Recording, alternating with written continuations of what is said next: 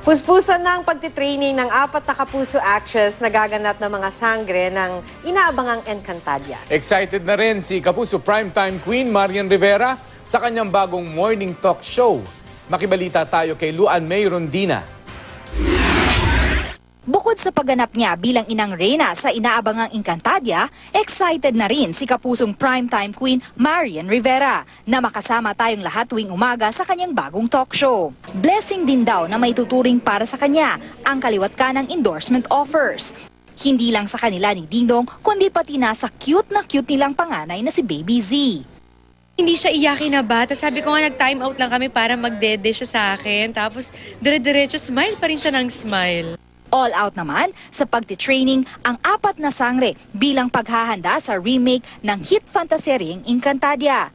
Si Kylie Padilla nagfo-focus sa pag-aarnis para sa role niyang sangre amihan, eksperto sa paggamit ng espada.